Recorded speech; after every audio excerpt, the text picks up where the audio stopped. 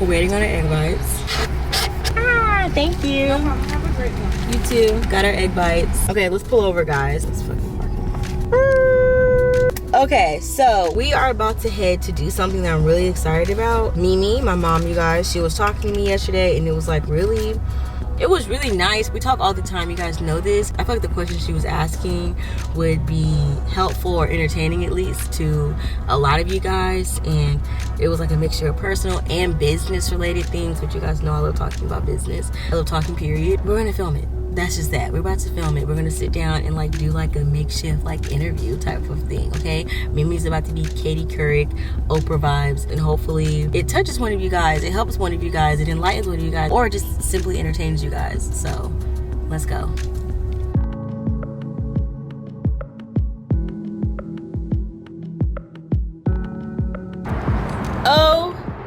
Okay. All right. Ready? Let's do this.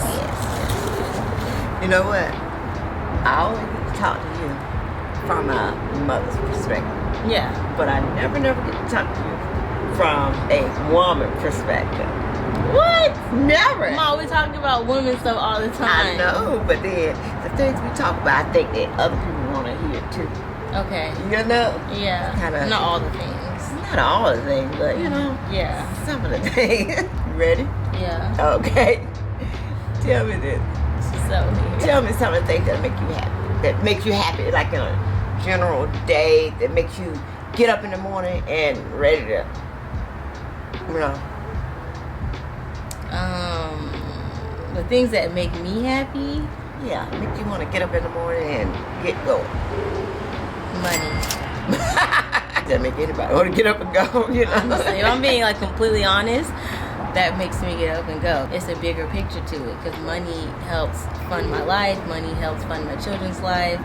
Money means I can like get you cute little slippers and stuff. You know what I mean? Like money makes the world go around. You know, we do things repetitively over and over and over again, and we kind of get bombed out. Like what motivates me to stay consistent and disciplined? Stay focused.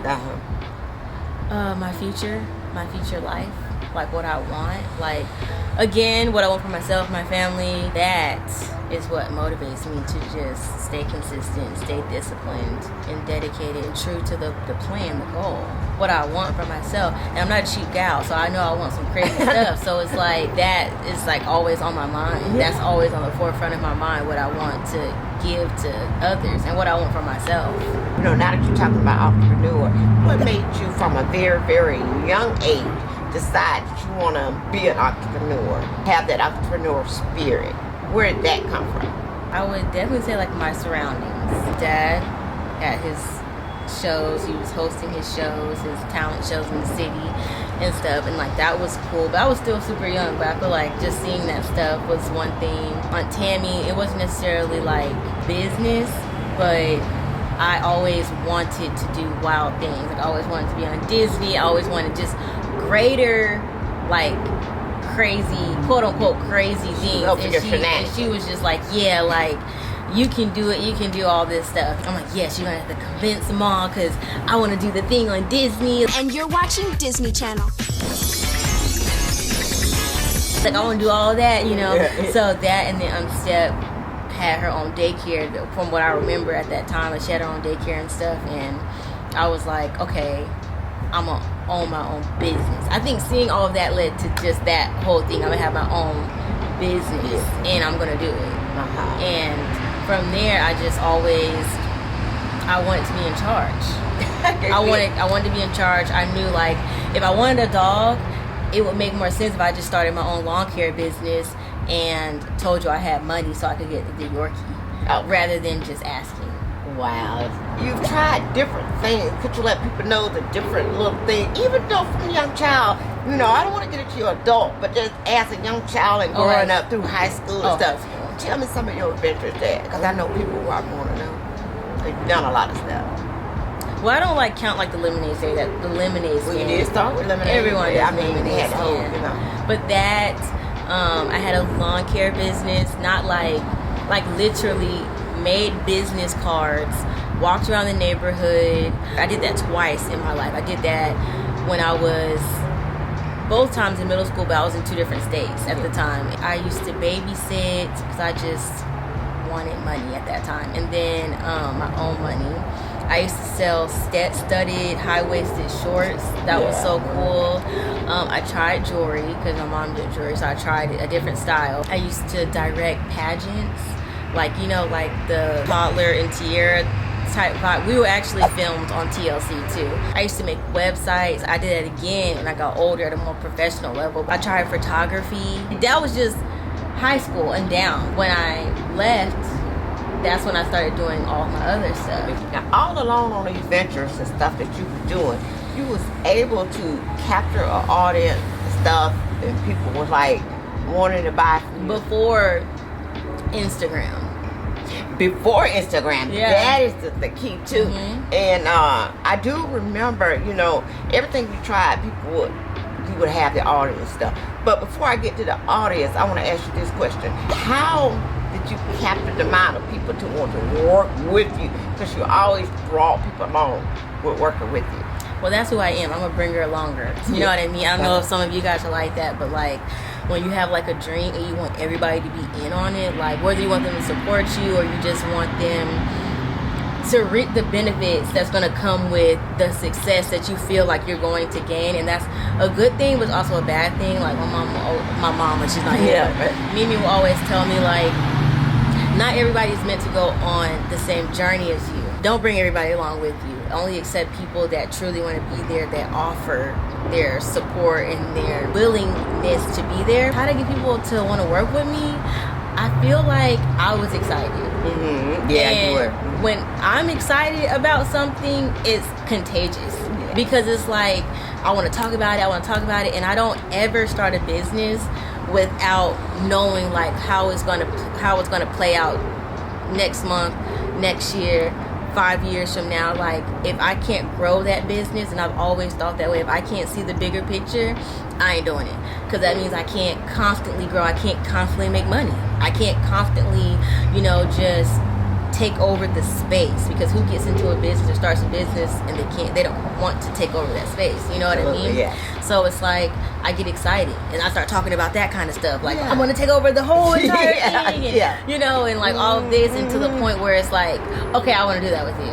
Yeah. And then it's like, now I got people working with me. They want to be a part of it. Even, we haven't talked about the things that I've done as an adult, but like even like people that we've had to hire, like Emily, like even though I had to pay her and stuff like that, it was like she was so excited to get started, because it was just like the picture that I'm painting is like, it's very dynamic. It's like, it's very just, okay, I want to be a part of this, because the plan she has, I want to be there. Okay, because you had to convince me of that now. Yeah. Because I noticed with the time that I worked with you on stuff, which is just about everything, you always have to see the bigger picture and stuff. And I never could understand that.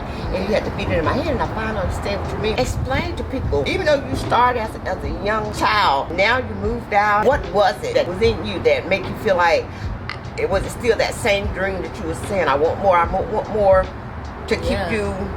I knew I didn't want to work for anybody. Okay. Like, I've had 2 jobs. I worked at Justice, which was nice. I was like 3 weeks. I worked at Pink, which was like a month. I just never, that wasn't my vibe. I want to own Pink. I knew that was something I never wanted to do. So it was like, I have to get something popping. I tried to going to college. I changed my major like 5 times. I tried, it just wasn't for me. I tried to do like major in business, and to me, I just feel like no one can teach you business.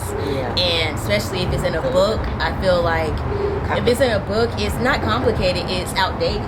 Because business is forever growing, forever changing, and if I'm reading something about business in a textbook, it's most likely something that doesn't even apply today. So I just felt like the only way I can learn business is if I actually get out there and learn business. I have to fail and all these things to actually know what to do to create a business. So I just knew I didn't want to work for anybody. And nobody could give me what I wanted at a job. Not to knock anybody that has a job, you know what I mean? We all like what we like, period. Could you tell us about some ventures you tried and failed in? Well, yeah, that has to go more so like when I moved out. I moved to a different state. I tried to do the glitz pageants again. That didn't work because I wasn't wholeheartedly into it. Then I took a break. That's when I started going to school, and I did that for a good second. So I didn't try to create anything in between that. I did makeup, people's makeup and stuff like that. That was like just to get money, really. Okay. Then I started Glitter Mama Co. And I did planner stickers, and that was so awesome. Like coming back to business, I felt like it did good. Like it took a minute for me to get my foot into that planner community, but once I got in there, like it was lit, you know what I mean? And then that failed because of my own procrastination and all of these different things about myself, that I'm happy that did fail, because I got to learn like, okay, this is what you don't do in order to have a successful business. You know what I mean? This is what you cannot do for people, your customers, to be happy and keep coming back. So that failed tremendously, and I was really sad because like that business did so well, and it was in a space that I love so much. Like I love stationery. The next thing I did was doodle planners. I created my own planner. And at that time, I think I was just in a really bad space. That didn't do as well as I wanted to do because my mind, everything wasn't truly there. I think I was still upset about Glitter Mama Co. failing. You know what I mean? So, and I tried to come back and all of this stuff. That didn't work. So I think I was still in that headspace, and that's why my planners didn't do well. So that's just an L. I don't think I really learned too much from it. It was just like not the right time. And then that's when we created Astra Beauty. And that was a partnership, which I would never do again. I mean, only like with Mimi or like nobody. That was a beauty brand. That was cool. My previous partner, we started a consulting business. I would create websites and logos and all of that stuff. It was really great. It was fun. This is the second time you started doing the website stuff, right? Yeah, the second time. Okay. And that was really well and stuff. But again, that was a partnership, and I just didn't like that whole experience. So that was done. And then while I was doing that, I started doing nails at home, and being a nail tech was so fun, and it had its ups and downs, but I love nails, and I'm also down with all the trends of just trying to figure out what's trending in every community. So it was easy for me to stay on point with that and get clients and stuff, but I don't like people, so I didn't like doing nails and having to deal with people, but then I did notice this gap in the nail community. Glitter acrylic was on the rise, and I was like, okay, I'm gonna start making my own for my clients. The moment people said they liked it, the first thing I saw was dollar signs. I always see that, and I'm like, oh, period. Anna does nails. You know what I mean? I changed it from being Anna does nails, but at the time I really was doing nails, and I just kept the name and was like, I'm about to start a brand. Oh, wow. And I'm gonna stop doing nails. I'm gonna stop doing nails. And there was other stuff I did in between there, because remember when we had the blanket brand? Yes. We did the blankets. That was a nice blanket. That was nice. It's a lot of stuff I've done. That was something you wanted to do with kids. With the kids, and I still do. So, at the blanket brand, I remember I wanted to try to start a magazine. I freaking, it's just a bunch. I did baking for a little bit. Like, it's a lot of stuff I've done, but probably didn't really see great success, or it wasn't longevity in it, so I kind of forgot about it. But just about everything I've done it. Have you ever did anything and you didn't follow through, but today you like kick yourself because you're like, I should have finished. I saw that vision for the long haul? No. Because I feel like even though I didn't finish it out or I didn't stick with it, then I could always start it back and I can still dominate it. Yeah. Okay. Great. That's a good spirit to have about it. Okay, so now you have Anna Does Nails, right? Yeah. And I know that the ins and out of Anna Does Nails is taxing. What kind of advice could you give to somebody that want to start up a brand or business or something like that? What would you tell them the very first thing they would have to do? The very first thing. Well, not do. I think more so just tell yourself. Business is not for the weak. Entrepreneurship is not for the weak. It's not... Anything you do is not going to be a get-rich scheme. What you see on Instagram, YouTube, TikTok, Snapchat, whatever the hell, like, everyone's journey is not going to be your journey.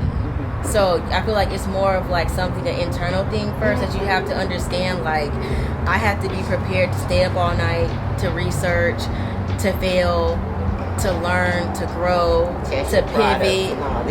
To pivot, because things are forever changing in the world, within your community, everything. So you have to be able to pivot and jump onto something else and keep it going. Like, it's just a lot of stuff that you have to understand internally. Like, I'm okay with all of this stuff, now let's do it, before you just dive into anything. Like, you have to be ready for that, because it's not all just glitz and glams and I'm about to just, it's not that. It's not, for everyone. You know, coming from the perspective of having children. You know, you have your little Landon and Levi. So on one hand, you're a mother. On the other hand, you're a business partner, and you have your personal life. Is it challenging trying to handle all that at one time? Yeah, because I don't handle all of them at one time. Yeah, how do you start? So how do you get it together and still be able to produce such great working product you do? I mean, I don't really. I feel like I don't really have order on anything. You know what I mean? Especially now, like, going through like this whole transition and stuff, I really feel like in a daze. You know what I mean?